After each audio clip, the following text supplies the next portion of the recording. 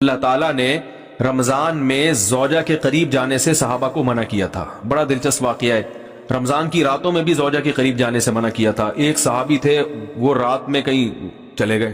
اب بڑے پریشان ہوئے، رسول اللہ صلی اللہ علیہ وسلم کے پاس آئے، عرض کیا یا رسول اللہ مجھ سے غلطی ہوئی، رمضان کی رات میں نے اپنی زوجہ کے قریب چلا. آپ نے فرمایا کیوں؟ وہ بڑا دلچسپ واقعہ ہے، بظاہر تھوڑا حیا کے خلاف بھی ہے لیکن اتنا بھی نہیں ہے.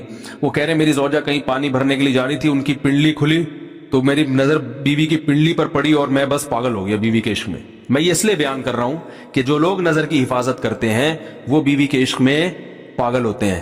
جو دن رات انٹرنیٹ پر پنڈلیاں دیکھتے رہتے ہیں انہیں بیوی کی پنڈلی بھی کیا شکل بھی اچھی نہیں لگتی ان کو. بد نظری کا یہ عذاب ہے، وبال ہے کہ جو اللہ نے گھر میں آپ کے لیے بٹھائی ہے وہ آپ کو اچھی نہیں لگے گی. تو نظر کی حفاظت کیا کرو، اس سے آپ کو اپنی بیوی سے عشق ہوگا، محبت ہوگی. بات آ رہی ہے سمجھ میں؟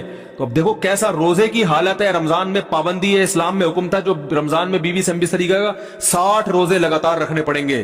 کتنا بڑا جرم، لیکن صحابی سے برداشت نہیں ہوا. صرف زوجہ کے پاؤں پہ نظر پڑی ہے تو وہ کیسے بیوی سے محبت کرتے ہوں گے اور وہ بیوی کے بغیر رہ سکتے ہوں گے. اور آج لوگوں کے فون آتے ہیں، ہماری بیگم جس میگے جاتی ہے اتنی خوشی ہے، ایسا اچھا سا فیل ہوتا ہے، ایسا عجیب سا محسوس ہو رہا ہوتا ہے جیسے آزاد ہو گئے. تو میں کہتا ہوں ظاہر ہے اب تمہیں موقع مل گیا کنڈی لگانے کا، ٹھیک ہے نا، اور یہ آنکھ مٹکے کرنے کا، تو خوش تو ہوگے. تو یہ بھی ایک عذاب ہے جو لبرل لوگ نے جس عذاب میں ڈالا ہوا ہے نا، اس میں عورت کے حقوق نہیں ہے. عورت کے حقوق نظر کی حفاظت میں اور عورت کے پردہ کرنے میں ہے. جب مرد باہر نکلے گا سب پردے میں ہوں گی تو آئے گا کس کے پاس؟ بیگم کے پاس ہی آئے گا. تو اتنے منہ کالا کرنے کے راستے کھول دیے ہیں تو ظاہر ہے پھر کامیاب ازدواجی زندگی نہیں ہوتی. تو نبی کے پاس آئے، عرض کیا یا رسول اللہ میں برداشت نہیں کر پایا. تو آپ مسکرا دیے. تو وہ نبی کے پاس گئے، یا رسول اللہ ایسے ہوا، مجھ سے غلطی ہو گئی. تو آپ نے فرمایا کیوں؟ فرمایا ایسا ہو گیا تھا. تو آپ صلی اللہ علیہ وسلم نے فرمایا 60 روزے رکھو لگاتار.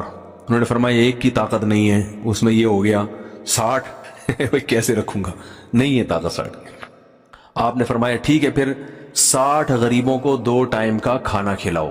فرمایا اس کی بھی طاقت بولو بھائی نہیں. اتنے میں ایک صحابی لائے کوئی چیز صدقہ کرنے کے لیے. تو آپ نے فرمایا چلو اصل حکم تو یہی ہے کہ 60 روزے یا پھر 60 غریبوں کو کھانا، وہ نہیں تو چلو فی الحال ان کو تنبیہ کے لیے کچھ ان سے صدقہ کروا لیتا ہوں. فرمایا چلو یہ فلاں خیرات کی ایک چیز لے کر آئے ہیں، تم یہ لے کے غریبوں میں بانٹ دو. انہوں نے فرمایا مجھ سے زیادہ غریب پورے مدینہ میں بھائی کوئی بھی نہیں. آپ صلی اللہ علیہ وسلم مسکرانے لگے، فرمائے جاؤ کھاؤ اور بچوں کو کھلاؤ. اور بھائی غلطی بھی ہوئی اور گھر میں راشن بھی آ گیا.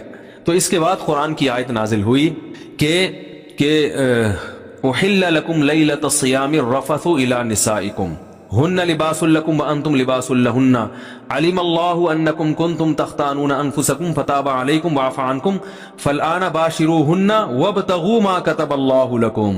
فرمایا اللہ کو بتائے کہ تم اس حکم پر عمل نہیں کر سکتے، لہٰذا رمضان کی راتوں میں تمہیں اپنی بیوی کے پاس جانے کی اجازت ہے، لہذا ان کے پاس جایا کرو اور اس اولاد کو تلاش کرو جو اللہ نے تمہارے مقدر میں لکھ دی ہے.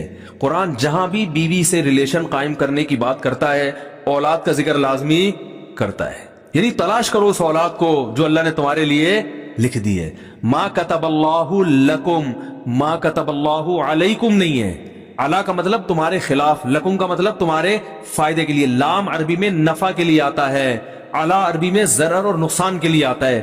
فرمایا یہ نہیں کہ اس اولاد کو تلاش کرو جو بطور پینلٹی کے اللہ نے تمہارے متھے لگا دی ہے، جو اللہ نے تمہارے فائدے کے لیے لکھ دی ہے. اس سے پتہ چلتا ہے اسلام اولاد کی کثرت پہ کس قدر حریص ہے. بات آ رہی ہے اور بھی اس بارے میں آیتیں ہیں قرآن مجید کی، مگر میں اب زیادہ تفصیل میں نہیں جاؤں گا. کچھ آیتیں رہ گئی ہیں، کچھ احادیث رہ گئی ہیں، تو وہ انشاءاللہ پھر اگلے